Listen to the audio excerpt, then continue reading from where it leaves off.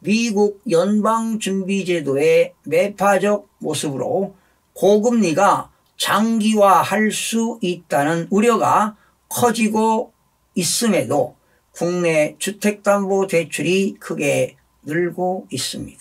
이자 비용 부담 및 매수 심리 위축에 따른 거래량 감소로 약세가 이어질 것으로 예상이 됩니다.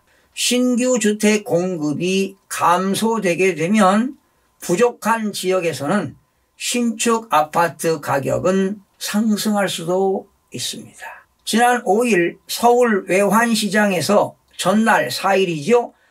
원달러 환율은 전 거래일보다 14.2원 오른 1363.5원에 마감했습니다. 종가 기준으로 지난해 11월 10일 1377.5원 이후 가장 높은 수준입니다. 최근 환율이 상승한 이유로는 미국 연방준비제도 인사들의 매파적 발언으로 미국채 금리가 상승했기 때문으로 풀이가 됩니다. 고금리 장기화 우려가 확대됐다는 의미입니다. 연방준비은행 총재는 한결같이 연내 한 차례 금리 인상을 더하고 장기간 고금리를 유지해야 한다고 강조했습니다. 연방준비제도가 당분간 고금리를 유지할 것으로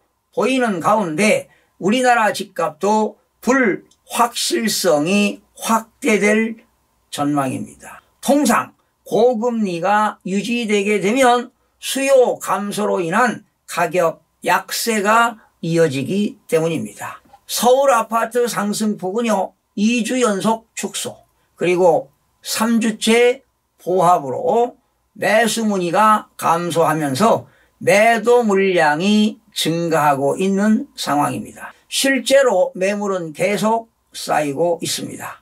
아파트 실거래가 분석 업체 아실에 따르면요 서울 아파트 매물은 5일 기준 72,777건으로 작년 말에 비해 무려 43.6%나 증가했습니다. 자, 다음은 전국 주택가격 동향을 살펴보겠습니다. 매매가격은 0.08% 상승, 전세가격은 0.13% 상승을 기록했습니다. 전국적으로 0.08%가 인상이 됐는데요. 전국 주간아파트 매매가격은 지난주 0.07% 대비 상승폭이 확대되었습니다. 수도권은 0.11에서 0.13 상승폭이 확대되었고요. 서울은 지난주 0.10에서 이번주 0.10, 지방은 0.03에서 0.03 상승폭을 유지했습니다. 5대 광역시는 0.02에서 0.02, 세종은 0.05에서 0.15, 8개도는 0.03에서 0.04로 상승폭이 확대되었습니다. 시도별로 살펴보니까요. 경기 지역은 0.16% 상승, 세종은 0.15, 충북 0.15, 서울 0.10, 경북 0.09, 인천 0.07 등은 상승했고요. 경남은 0.00 보합, 전남은 마이너스 0.04 하락, 제주 마이너스 0.02 하락, 부산 0.02%는 하락을 했습니다. 서울은 지난주 0.10, 이번 주도 0.10으로 상승폭을 유지했는데요. 명절 연휴 영향으로 거래 및 매수 문의는 감소하였으나 주요 지역 인기 단지의 매도 희망 가격 수준이 지속적으로 상향 조정되는 모습을 나타내는 등 오름세가 유지되고 있습니다. 사실은 거의 거래는 없습니다. 재건축이 있는 그 지역에 상승세가 있다 보니까 이렇게 상승세를 유지하고 있는데요. 사실상 거래는 없습니다. 자, 강북 지역입니다. 14개구 0.09% 올랐습니다. 성동구 0.15% 올랐는데요. 금호동과 옥수동 중소형 규모 위주로, 광진구 0.15%는 구이동과 자양동, 광장동 위주로 올랐습니다.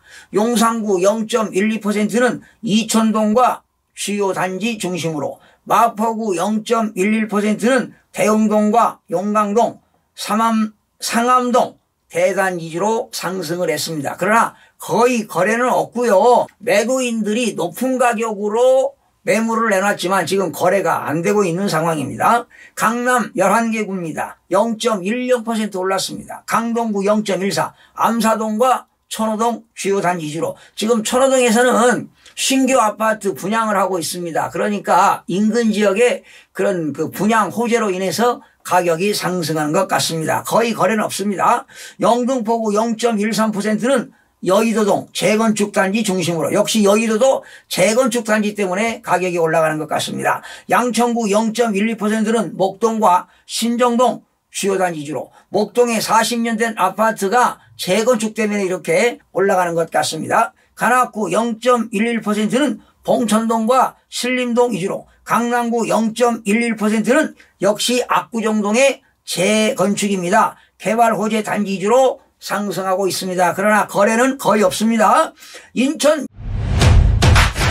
0.05%에서 0.07 상승폭이 확대되었습니다. 동구 오히려 떨어졌네요. 마이너스 0.03%는 송현동과 만석동 중소형 규모 위주로 하락했습니다. 그리고 계양구도 하락했습니다. 마이너스 0.01%는 작전동과 효성동 구축 위주로 하락했으나 중구는 올랐습니다. 0.24% 올랐는데요. 중산동과 운서동 신축 및 대단지 위주로 연수구 0.12% 올랐습니다. 송도 신도시 위주로 서구 0.09% 올랐는데 마전동과 청라동 위주로 상승을 했습니다. 경기 지역 지난주 0.14 이번 주는 0.16으로 상승폭이 확대되었습니다. 그러나 이천시는 하락했습니다. 마이너스 0.05%는 부발읍과 송정동 위주로 하락했습니다. 의정부시도 떨어졌어요. 마이너스 0.03% 하락했는데 호원동과 신곡동 위주로 하락했습니다. 그러나 과천시는 많이 올랐습니다.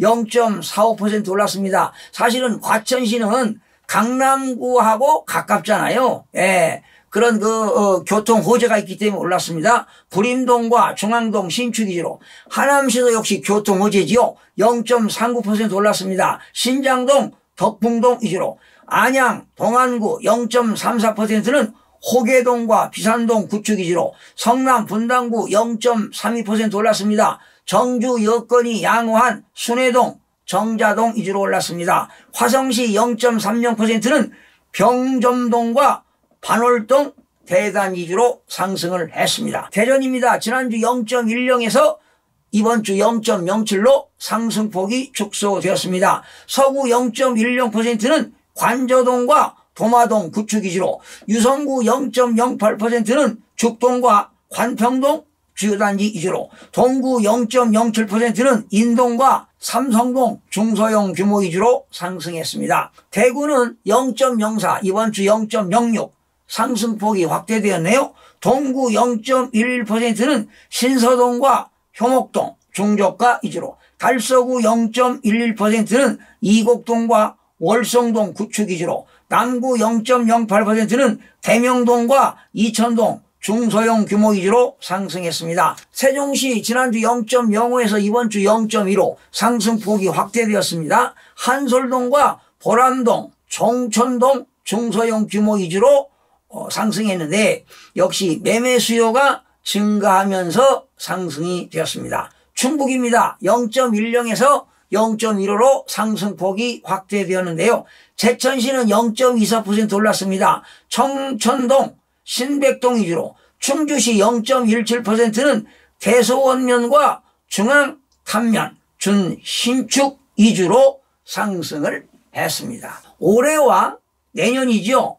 1%대의 경제 성장마저 위태로운 상황에서 경기 침체 속 물가가 오르는 스태그플레이션 재앙이 현실로 닥칠 수도 있습니다. 어느 때보다 지금 국가 재정과 통화 정책의 정교한 조합이 필요할 때입니다. 지금 정부와 한국은행은 미국의 긴축 기조에 맞춰 적정한 수준의 금리 인상을 단행하고 그 피해를 최소화하는 대안을 찾아야 합니다. 지금 가계와 기업도 고금리 장기화 대비의 부채 감축과 자구 노력에 나서야 할 때입니다. 이런 상황에 부동산 투자는 보수적으로 접근해야만이 소중한 내 재산을 지킬 수 있다는 것을 기억하시기 바랍니다. 시청해주신 여러분 고맙습니다. 다음 시간에 뵙겠습니다. 마음이 드셨다면 구독, 좋아요 꼭 부탁드리겠습니다. 고맙습니다.